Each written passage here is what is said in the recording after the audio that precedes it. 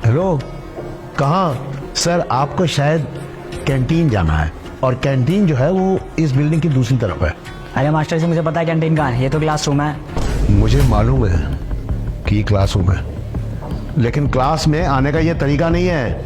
ना तो ये टाइम है, और यूं बिना किसी परमिशन के झोला लटकाया और चल दिए कंपनी बाग की तरह। सॉरी, चलो बाहर हो जाओ, कल आना।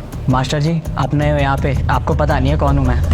मुझे जानना भी नहीं है कि तुम कौन हो, क्योंकि मैं अच्छी तरह जानता हूं कि ये स्कूल है, मैं टीचर हूं, और तुम मेरे स्टूडेंट हो।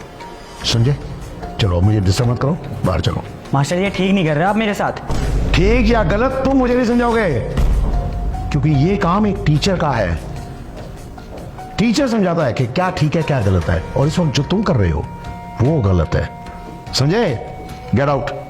ये ठीक नहीं किया आपने। सुनाई दिया तुम्हें? सही नहीं कर रहे आप। Get out. क्या हुआ सर? आप गुस्सा कर रहे थे इसको? अरे मैडम, देखिए ना कितना बदतमीज लड़का है। एक तो क्लासरूम में बिना परमिशन के और बिना अपनी मर्जी के जो भी टाइम हुआ आ गए, और ऊपर से टीचर के साथ इतनी बदतमीजी से बात कर रहा है कि मैं क्या ही बताऊं आपको। सर शायद आपको पता नहीं है कि वो विधायक जी का बेटा है। मैडम, मुझे किसी का भी बेटा हो, मुझे सिर्फ इतना पता है कि यहाँ पर वो सिर्फ एक स्टूडेंट है। सर फिर भी आप देख लीजिएगा, आपको कोई परेशानी ना हो जाए। Thank you very much for your concern ma'am, that's so caring of you. Thank you sir.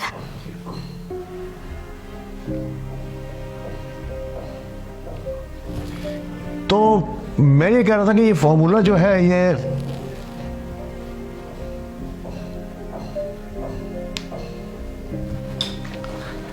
Students, बाकी का कल करते हैं।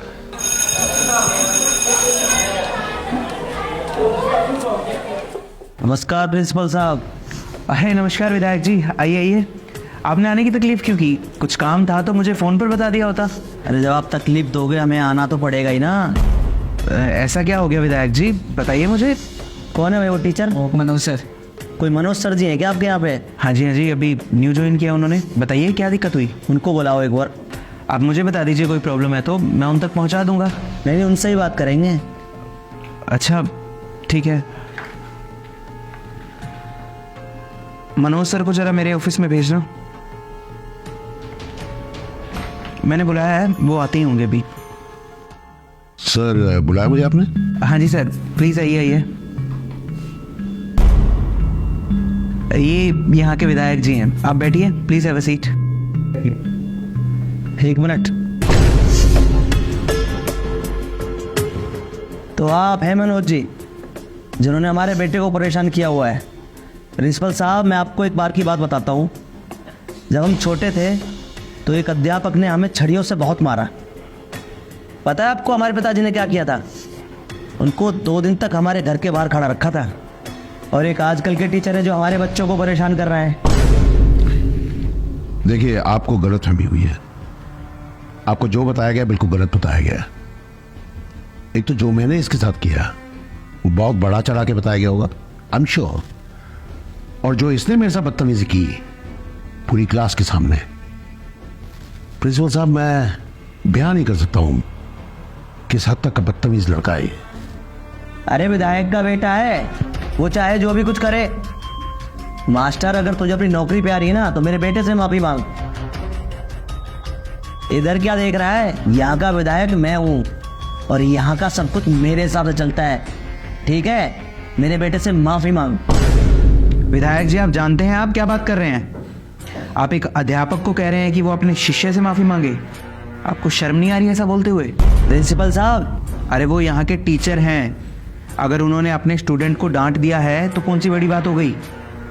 और आप चाहते हैं कि एक टीचर एक स्टूडेंट से इसलिए माफ़ी मांगे क्योंकि उन्होंने डांट दिया है? अरे अगर एक टीचर अपने स्टूडेंट को नहीं डांटेगा तो कौन डांटेगा?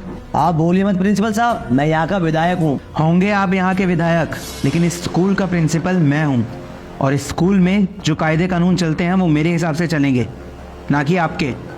और आप बड़े शौक से अपने पिताजी की कहानी सुना रहे थे ना। अरे अगर आपके पिताजी की जगह उस समय मैं होता ना तो आपके गाल पर 2 तमाचे खींच कर मारता, तो शायद आज ये जो शहर आपके करप्शन के किस्सों से भरा पड़ा है वो ना होता।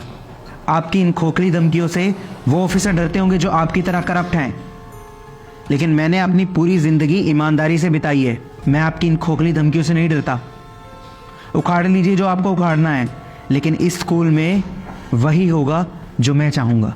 इस स्कूल का हर एक बच्चा डिसिप्लिन में रहकर, अपनी मर्यादा में रहकर पढ़ेगा। और अगर आपके बेटे को भी यहाँ पढ़ना है ना, तो यहाँ के कायदे कानून मानने होंगे, डिसिप्लिन में रहकर पढ़ना होगा, ये जानते हुए पढ़ना होगा कि टीचर की इज्जत कैसे करनी है, अपनी अध्यापक की इज्जत कैसे करनी है।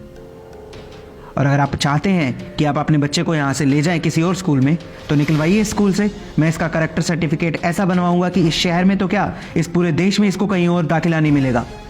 तो इसको इसी स्कूल में पढ़ना होगा और यहाँ के कायदे कानून मानते हुए पढ़ना होगा, ताकि ये भी अपने बाप की तरह कोई करप्ट इंसान ना बने, बल्कि एक ईमानदार व्यक्ति बने।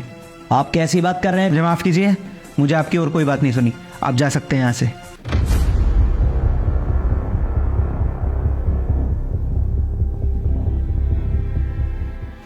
Sir, thank you very much.